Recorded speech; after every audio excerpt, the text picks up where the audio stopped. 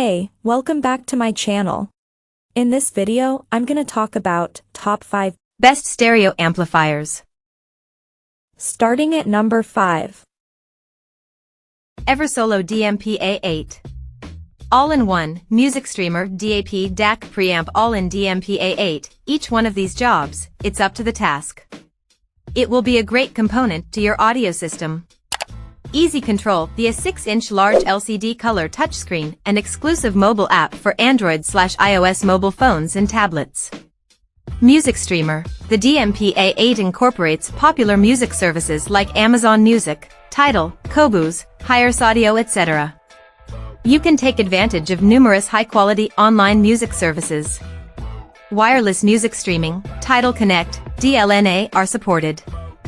DAP, Eversolo Music Library can provide excellent local music playback performance and greatly improves user interest in music management. A wide range of personalized dynamic view meters and spectrums are tailored for audiophiles' interactive experience. DAC, it supports a wide range of digital inputs, 2 coaxial, 2 optical, ARC input, USB-B input.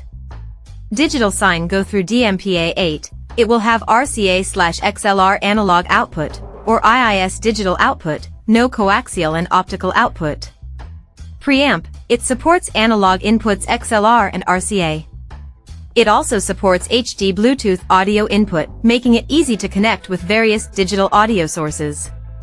The DMP-A8 can be directly paired with active speakers or power amplifier via analog preamp outputs RCA and XLR. The trigger out port can achieve the linkage with power amplifier systems. Coming at number 4. Arcam SA10 class.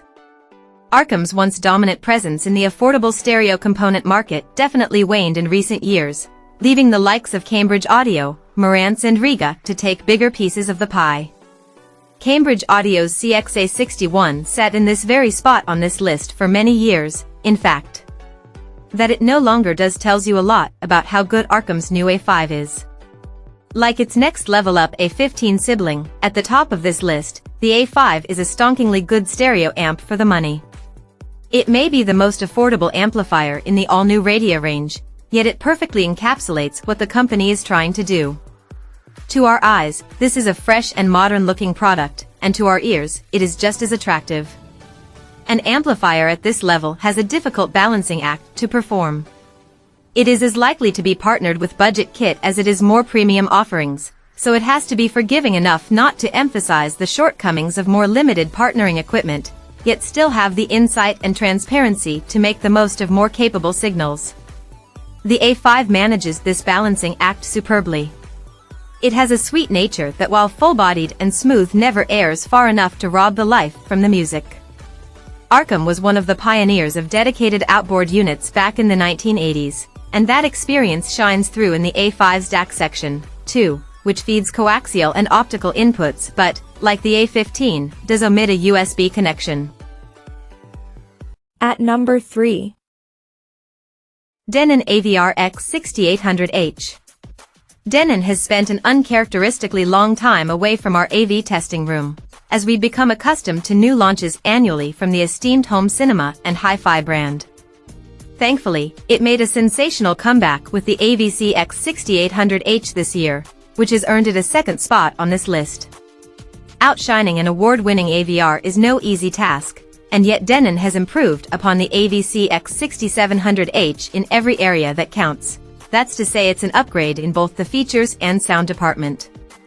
Starting with features, Denon has upgraded from one HDMI 2.1 socket on the previous model to a full suite of 7 on this latest iteration. This comes with all the expected benefits: 4K/120Hz, VRR, ALLM, as well as lesser-seen features such as quick media switching. Alongside this is a comprehensive set of streaming features, including Denon's own HEOS system, Spotify Connect and Amazon Music HD. Furthermore, Denon has introduced a new high-definition on-screen user interface, which makes setting up and operating the Denon a dream. The AVC X6800H features 11 channels of amplification, with processing for up to 13. That means you can connect a full 7.1.4 Dolby Atmos surround sound system to this AV amplifier without the need for an external power amplifier. This makes it a convenient one-box solution for clutter-conscious AV enthusiasts. Number 2 of my list. Denon AVR X2800H. The winner of the entry-level AVR price category in the 2022 What Hi-Fi Awards, the AVR X2800H is one of the most affordable models in Denon's Premium X range, sporting 7 channels of amplification and 7.1 ch of processing. It can be configured to drive a 5.1.2 Dolby Atmos or DTS X system. But those without vertical channels can take advantage of its onboard DTS Virtual X and Dolby Atmos height virtualization technologies. Despite being an entry-level amp, the HDMI board on the AVR X2800H has been upgraded from its predecessor to include 3 HDMI 2.1 ports capable of 8K at 60 Hz or 4K at 120 Hz video pass-through at up to 40 gigabits per second. The 3 remaining HDMI 2.0 ports have a bandwidth of 18 gigabits per second, but all inputs boast 4:4:4 chroma subsampling and compatibility with various HDR codecs, including HDR10, HDR10+, Dolby Vision and Hybrid Log Gamma, HLG. Gamers are well looked after, with VRR, QFT, ALLM and FRL, frame rate link, on board for a smoother playing experience.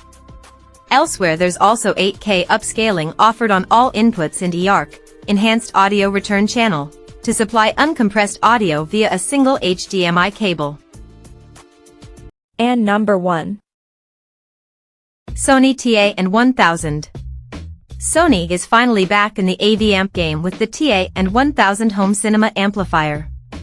It's been over 5 years since the Japanese tech giant graced us with its serial award-winning STR-DN1080 AV receiver, which took Home Product of the Year in 2017 and 2018, the year in which it also entered into our Hall of Fame, and it held a firm place on our awards lists until 2020.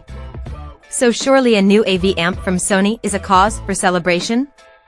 While this certainly is the case with the new TA-1000, we first find ourselves confronted with some awkward questions.